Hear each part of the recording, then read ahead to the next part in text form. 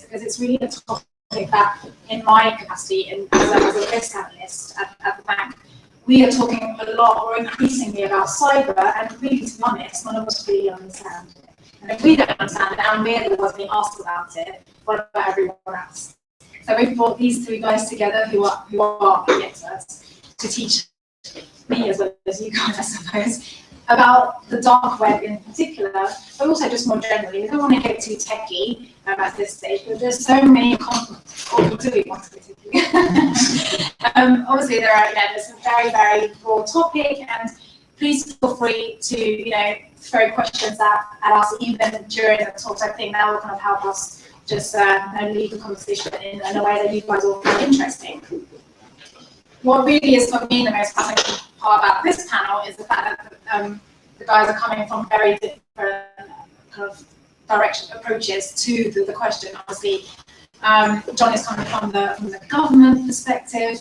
We've got Tim coming from the activism type kind of perspective, and then Mike from the, I guess, kind of corporate / training approach. So obviously, I would like a bit of kind of debate and fists flying. I'm assuming we don't actually get that, but we might do. So if you can help me generate that sort of thing. So I guess just to start, really, I wanted to ask you three, I guess individually, to start with John, what is the dark web to you?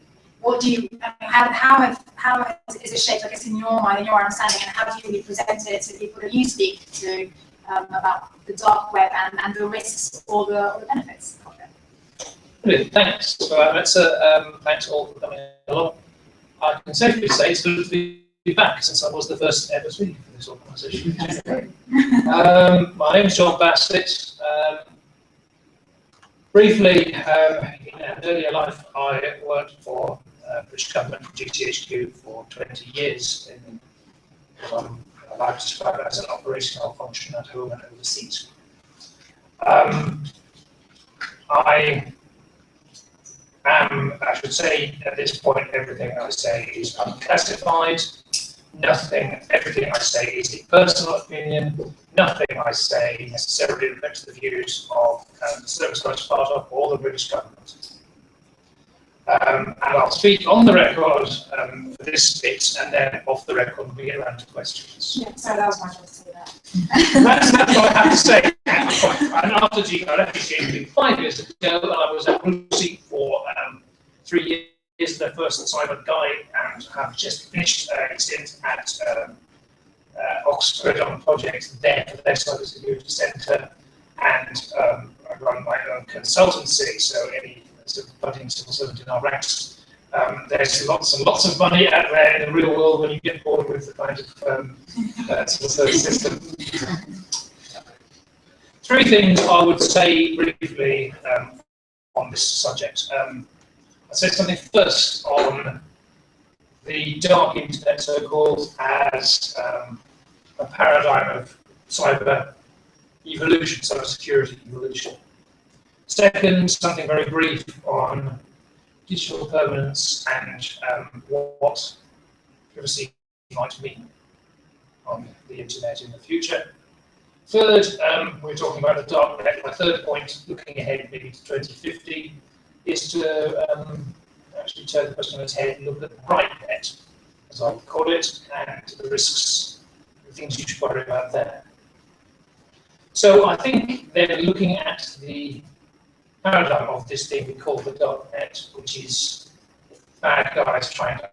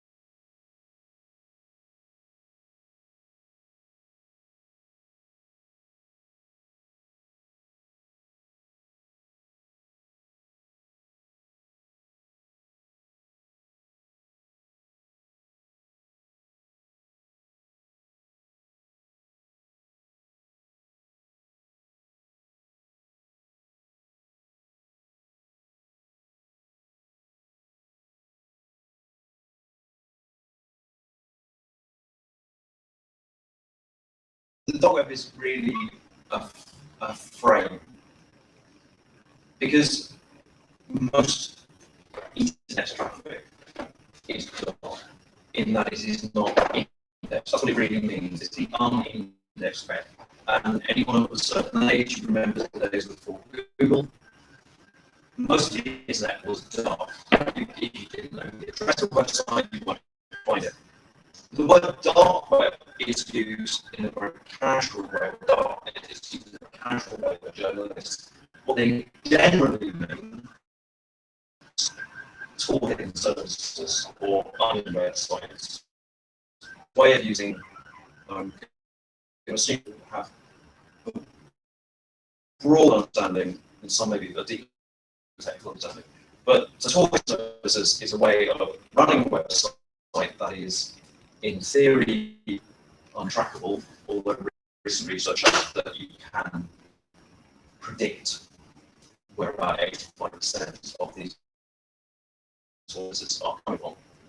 And on another practical note, because people aren't capable of running them, very often they'll be running on a single server, which means you take down one server and you take down some awful server that's hosting child pornography, and suddenly 3/4 of the dark web vanishes because everyone else is running on the same machine. But when we talk about it in those terms, and I mean, immediately I reach for the child pornography example. There is child pornography on the dark web, and it's not open, but if you go to the very public sites on the dark web, there's sort of the kind of the equivalent of 90s link pages, which is what we used to have before web searches, and there will be links to sites that host child pornography, and obviously never click on these. There is evil material out there, but there are evil people in the world, and I think we've got to be careful not to conflate the technology with the way some people use it. There are many legitimate uses of these kinds of services. So Tor comes out of American military research.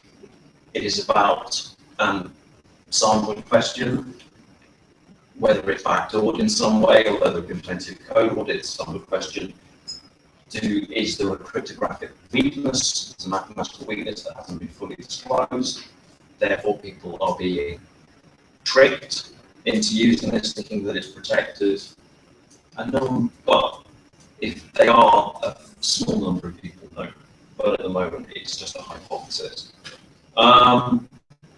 But it was developed and continues to be funded by US government sources because it has a legitimate function. There is a legitimate role for privacy. There is a legitimate role for having a means of communication that governments cannot tap, because we don't all live in democracies, because most of the world does not live in democracies, because we don't have the human rights that we have come to expect are not guaranteed everywhere.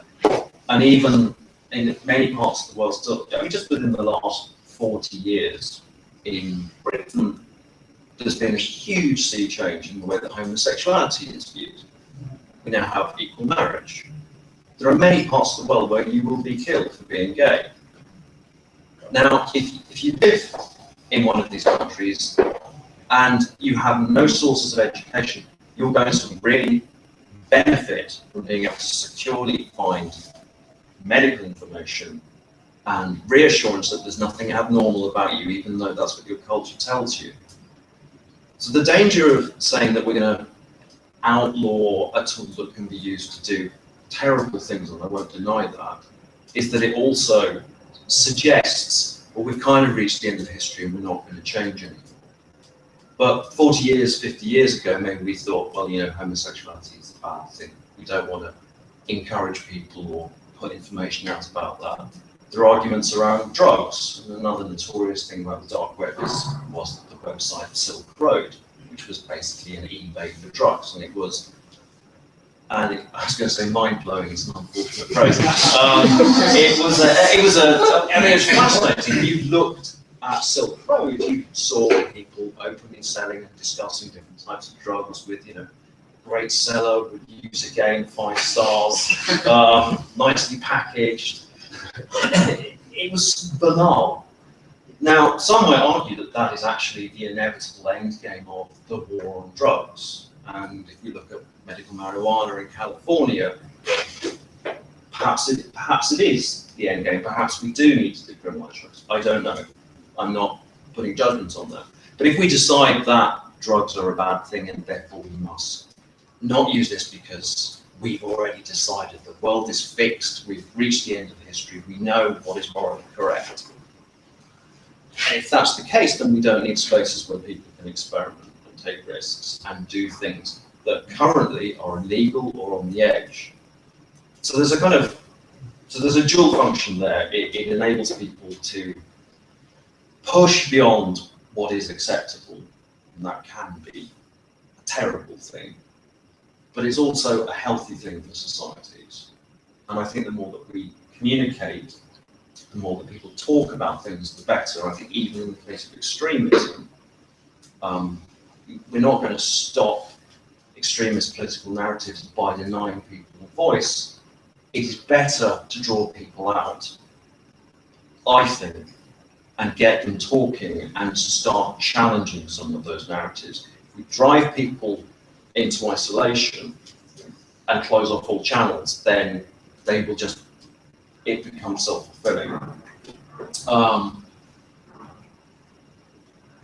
And then, sorry, your point about the bleak future of privacy. I mean, I do share that in some ways. I feel that's what's going to happen. And we have these different levels of you have your model of the different levels. I think you have to decide on your sort of the threat you're mitigating against. Now, I know that there is no way that even the smartest person can defend themselves against a state actor. If you are not going to be able to encrypt and secure your communications, there's just no way. There is always going to be a flaw. It's either going to be in your operational security, you're going to mess up, you're going to do something sloppy, you'll use the same email twice, or you'll be logged in to your secure identity and you just check your Facebook and then connect the two. Or you get grabbed like the Silk Road, the man who's his name, Albrecht, you get grabbed while your laptop is open and running, and so nothing is encrypted because you've unencrypted it. You haven't had a chance to close it down. You also make loads of other mistakes. But the moment, all the crypto in the world is not going to stop you if you get grabbed when you've unencrypted your material. There are vulnerabilities that we know about but haven't necessarily patched. There are vulnerabilities we don't know about yet. There are 0 days that are collected by governments, which are bugs and software that there is not enough people know about them so that they can be used to exploit. Very recently, there was a bug discovered in Intel processors that, so any Intel CPU from before about at least 2008 is vulnerable. If you're using a computer, someone with an Intel CPU, which is probably at least half of the computers in the world, you're vulnerable. And there will be others. You're not going to be able to secure yourself. However, you might be able to secure a degree of privacy against an aggressive marketing company, an aggressive advertising company, an insurance company that would like to deny you life insurance because they think you're taking lifestyle risks because you're a friend of a beer company on Facebook. There are. And this is an area where greater privacy, greater encryption, more dark web in the broadest sense of the word would actually help many people. I've talked too long, so. Before we might ask a question about what you said there, you might want to answer, Mark, as well, because obviously talking about Silk Road founder, Tread Pirate Roberts, the longest nickname, he's got several life sentences. He's serving several life sentences now for basically creating a Silk Road. Now, I mean, to many people that would seem quite an extreme sentence, depending on your view on these things. And we were just talking about how the nature of these crimes, because they are borderless, depending on what jurisdiction you're sitting in, the prosecution will be different or impossible in some cases. And I guess part of that kind of really highlights to me kind of how uncoordinated we are on a global level on this whole issue. So I guess in answering, in covering the topic from your perspective, if you could answer kind of that perspective as well. Sure. Hi, I'm Mike, and I'm an alcoholic. Wrong room, sorry. Hi, I'm Mike. I'm a hobbyist practitioner. I got into, well, back then I guess it was called information security. Pretty much just about as the computers started to become fairly mainstream in the workplace. In fact, back then, most of you will not remember this, I realise that, just as most of you will not remember 90s link pages. You do realise you're talking to a very young group. Right? But when I first entered the workplace, we had demographic departments, and we had typing calls. And we could take 2 weeks to get a letter out done. Because you'd handwrite it, and then send it to a typist, and they type it up, because I have awful handwriting, I have to correct it all, and then they type it up again. And we had such a sedate pace of life back then. It was phenomenal when we look back. That's only 30 years ago that was the case. And I went into this career despite my dad's advice telling me to grow up and get a proper job. So we have a laugh about that over Christmas. We'll say, oh, turned out okay, really. But I've seen a huge pace of change, really, from standalone computers to networking to the evolution of the internet to the evolution of email. Those of you who think that NSA and GCHQ and organisations like that are a threat to your privacy and your civil liberties, look at Tesco's, look at Google, look at these commercial organisations and the vast amount of information that they harvest about you every day. Anybody in the room not own a smartphone? My background is communication systems, that's why I don't. Yeah. Anybody who owns a smartphone, if you have a look, you can go and log on to Google now, and you can look at everywhere you've been for the last 12 months, because Google knows. In fact, when you enable Location Finder on your smartphone, it implicitly implies that you want Google to know everywhere that you've been. And it will track that and store it on the website. You can look at it, it's great, it's got a map, and it's got all these blue lines everywhere, it says everywhere you were, and how long it took you to get there. Oops, that was the speeding again, guys. But the challenge here actually is that whilst the internet has opened up huge amounts of opportunities for communications, for doing business, for global comms and all sorts of things, it's completely eroded the privacy that we used to enjoy. And maybe we have crossed the point of no return when it comes to privacy. We now live in an era where Apple and Google and the Android Foundation and organisations like this implicitly believe that they have the right to your privacy. In return for allowing you to use their technologies, they have the right to your data and your privacy. So we have the darknet. Yeah, it sounds really evil and bad to have the darknet. It's basically just it's an underlying level of the internet that allows secure, anonymous use of the internet. It actually allows people like Google and that not to see what you're doing if you configure it right. If you go download the right browser and configure it properly and turn off a few functions on your computer, remember not to download anything off the darknet because that leaves a trail, and don't do this and don't do that. So there's a whole load of things you need to be able to remember to do, and sooner or later, because you're using it like you do most of your computer stuff, you probably will trip up and you'll make a mistake and you'll leave that trail. But fundamentally, actually, a vast number of the users on the darknet are not paedophiles and criminals and terrorists. They're people in oppressed regimes who are using it as a means by getting their blogs out, getting their messaging out. It's used by academics and researchers. It's used by R&D organisations. It's used by the public. It's used by parents in many cases to protect their children from the evil that is corporate foundations who are looking to steal their identity and use their information. So actually, there's a huge amount of legitimate usage on the darknet. But over the last couple of years, as long as there's been this neurolinguistic program that says we must view the dark net as being fundamentally evil because it's used by terrorists. Well, you know what, guys? Paying going mobile phones used by terrorists, they're fundamentally evil. Get rid of them as well, shall we? Yeah. You know, we've had distribution of child pornography, we've had drug dealing, we've had the distribution of illicit substances of some description for thousands of years. It's an ongoing battle. The battle against the darknet, to me, I'll tell you what it looks like. It looks like Prohibition America. And the feds wade in and they kick down the doors of a server and they shut it down. And 5 minutes later, somebody sets up a still, but the Moderator starts dealing from there. That's all it is. It's just pop, pop, pop. It's ad hoc, it's uncoordinated, and actually, in the main, it's just not being effective. Because we're always playing catch-up. We're always playing catch-up with these criminals. Well, we mustn't view technology that is used by bad people as in itself being fundamentally evil. Because technology is just technology, and it will always be used by both good people and bad people. But what the darknet does do is it gives us a secure and anonymous way of using the internet for communications and business and research, and it allows a whole lot of people in parts of the world that would not be able to use these technologies to get their message out to the world. So let's not demonize it because of a small number of people. So what's the question you asked? It was about.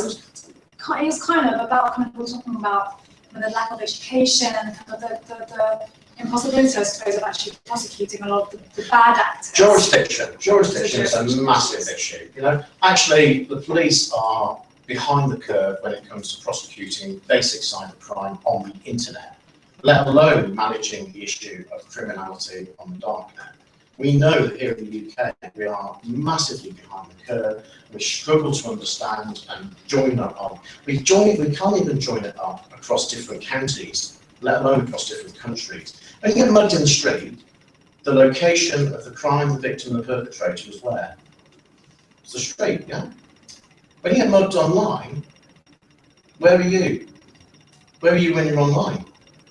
Is it where you sat physically, or is it where you were working electronically? Where's the criminal? Where's the actual crime taking place? Whose jurisdiction does all of that fall upon? And then you talk about managing a global response to the darknet, which is a secure underbelly to the internet. And we have no coordinated legislation, we have no coordinated police response, and we continually, like I said, it's like the feds, they wade in, they kick down the door, they break open the bottles of hooch, and the next thing you know, a week later, they're dealing from a road joke something. We actually, that's the biggest problem, we have no strategic approach to deal with this holistically and globally. And if we haven't got that, we haven't got anything. So what have we got? We've got rhetoric, and we've got fear, and we've got demonizing the technology to make people afraid of it. Devil's advocate. Obviously, you need to talk a lot about tech is not evil, and obviously there are bad actors in every sphere of life, and there are bad actors in the dark web, but there are also just people like you and I, or people who, who need to use for legitimate reasons. I was speaking recently to someone in Scotland Yard telling me about a marketplace on the dark web, which is, I guess, it's London-based, if you like, but they're selling 1,000 children go missing every year or so in London, and there's a place on the dark web, a marketplace, where they are selling children for cannibalism in London, in a certain borough not too far away from which is happening. Surely this is the kind of the extent of that evil.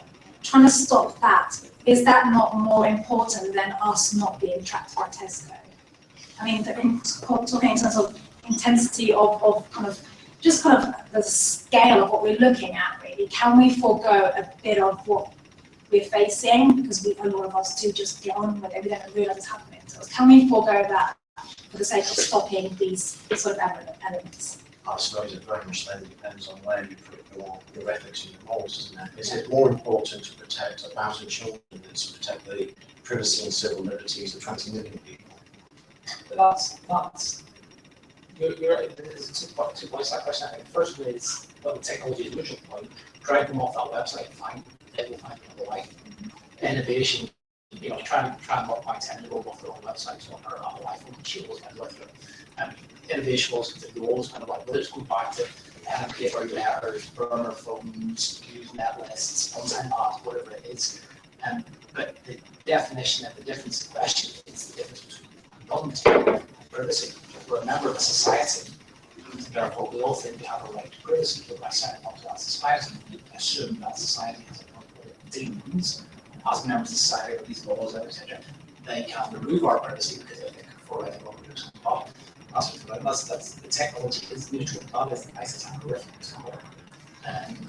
But it doesn't change the fact that it's the slippery scale of government oversight and oppression type stuff. It's very easy to walk the line when it's not working. It is easy to walk the line into not realizing how much your privacy given up by showing your anonymity. I'm not saying that. Well, I think again, using the example, but using that example, you could just as easily have argued back in the 1800s that because there was slavery, we should stop people from using cargo ships. Actually, it's not the technology, it's not the communication method, it's not the trade process that is the problem. It's understanding what's the underlying reason why this crime is happening and fixing that. Because otherwise, everything else is just sticking plasters. And what we're actually doing is putting a sticking plaster on a gangrene sore. Actually, and then going a little deeper on another sort of horrific example, there are pedophilic images of children available on the dark net. If that fulfills the desire of a paedophile that lives 1 mile from my other school and keeps him happy, and he's even got out looking for that longer to snatch. Because that information is open and available. There's interesting studies on the levels of sexual harassment and sexual assault in the country, both prostitution and pornography are legal. And there's a correlation, not necessarily causation, but there's a correlation between the countries where prostitution and pornography is legal, having lower rates of sexual harassment and sexual assault in its own. It was an interesting correlation, which extrapolate to the example you just gave. So I'm not sure whether I would agree with that. On September the 10th, a young man pleaded guilty in an Australian court. His name was Matthew David Graham, and he went by the online handle Lux, and he was 22 years old, and he ran a child pornography empire, which included a really horrific site called Hurt to the Core, which specialised in subgenre of paedophilic imagery, which involves a sadistic torture of children. This man is equal, he's unequivocally equal.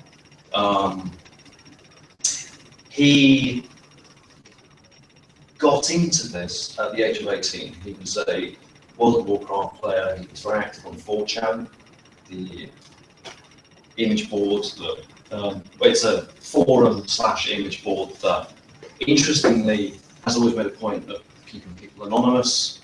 The movement Anonymous kind of came out of 4chan, and he learned about Anonymous. Launched one of their online operations where they wanted to take down a website called Lolita City, which was on the darknet, which, as you guess from the name, was a child pornography website. They succeeded in DDoSing it for about a day and then got bored and went on to the next thing. The site has since been taken down using conventional legal measures, old-fashioned detective work. But this got him interested in child pornography. He was an 18-year-old boy, a bit odd, but he'd never committed any kind of crime. He'd never expressed any sexual interest in children. And the imagery just lured him in, and yes, he must have had tendencies in that direction, but it became this vicious feedback loop. I really don't think you can say that. I personally, I just can't buy the argument that there is some kind of harm reduction in allowing. I think from a personal point of view, I think I probably agree, but it's just an interesting correlation. And wider question, potentially, communication skills, the government's trying to get through the which is I think trying to push partial field power beyond Red 2000 into the ability to what's your thoughts on that? What's the impact on that? I think it's a splendid piece of legislation. I think it's a really good idea. I think Anderson was exactly right. Partly to listen to what I said. The issue is, or one of the issues on this, is that existing legislation, there's a bunch of legislation from the 1990s, which was written and debated by people who barely used the internet, and which is now antiquated. In the 2000s, particularly in the Blair government, there are shotgun pieces of counter-terrorism legislation every year. I think it absolutely makes sense to do what Anderson is talking about, which is to have something which consolidates and modernizes that. Absolutely. The question, I think, is, I don't think there should be any debate about that at all. And the question then is, what else gets put in there? And that is really a question for how good you think parliamentarians are at discussing these sorts of things. The Anderson position is, brutally speaking, as I understand it, that there is neither too much nor too little interception going on, but that the legislation for it is all over the place. I think if it is purely a modernising bill, I would think that should claim support from across the House, frankly.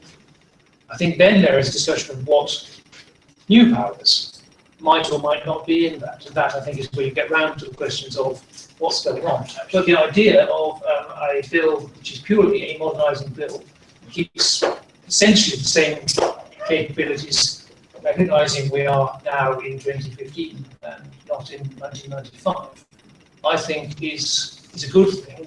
Something we should welcome, whatever our position on the non-civil liberties and so on. It's, I think, then the question of what other stuff gets in and what Parliament's willing to accept and what people are trying to get in. Yes, I was addressed a couple of your earlier points.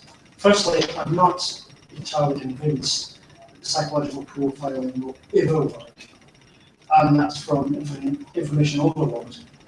And as an historian, I know definitely that it was traffic analysis used by Route 40, the Royal Navy's code and cipher breaking in 1915. I came across a picture of a telegraphist in an armed action cruiser who was using traffic analysis on German call signs the year before. So it's been around for a while. But looking at signals intelligence, that is the attacking of systems, the breaking of one of the opponent's codes and ciphers, and then the analysis of the products. There seem to be two major weaknesses. They're either systematic, and the Germans in both world wars were guilty of this, and they're utterly complacent in regard to their systems as unbreakable, and operator error. And I saw this myself when I was in the Royal Navy in the 1970s and 80s. So the bad guys can be got at if, but it's a catch-up. Yeah, I don't particularly intend to speak to details on that, but I hope to turn. I would expect you to. What was the first point? Traffic analysis and information overload. Yeah, the psychology. I think you're probably quite valid in that. I like to think, and I do some of the work I do academically, is about bringing computer scientists together with evolutionary psychologists, because it seems like a really profitable line of endeavour. I would like to think that we can come up with, I think it would be a much better world that comes up with hard, psychologically valid selectors than one which adopts the other approach, which is to come up simply with a numerical quantitative analysis that these people behave. The guy is on World of Warcraft, therefore we start with everyone was on World of Warcraft as a little suspect. challenge that down. I mean, that's the numerical position, and that's the one that, if we are the Ruritanian and secret police, we look forward to the future with a sense of self-confidence, because that's why the benign dark web is dying on its feet. I think what I call the right web, and not in a good way, is the future. I think you'd do better if you could get psychologically reliable thinking, then you might be able to spot mass murderers and cannibals and so on. But I think you can come quite a long way to quantitative analysis by 2025, 2030, if you're a secret policeman, in spotting people who are doing things that might be regarded as potentially dissident. And I think that's scary. I don't like human rights, and particularly the point where I'll make it in the hands of being able to pass a great point. There is a fundamental difference in human rights between, on the one hand, complaining about GCHQ use of metadata, and on the other hand, standing in front of a tank in Tiananmen Square. And yes, we should always be cautious about the power of the state and the degree of oversight of that in a liberal democracy. And that's where most of us are. But this bleak future, the bright future, is a global one. It's in those states that aren't particularly democratic or aren't at all democratic. This looks really good for authoritarians, and there's a small example of this just in the aftermath of the Arab Spring, which has created this great social media revolution, and was, again, immensely useful from the point of view of the secret policemen who've been busy with the pliers and knives. We can now find out where everyone was, and we have done, and take them all away. That's what happens in retrospect, and there's the chance you may be able to get something that looks like prediction. So I think we've organically moved into question and answer, so let's take this off the record and open up to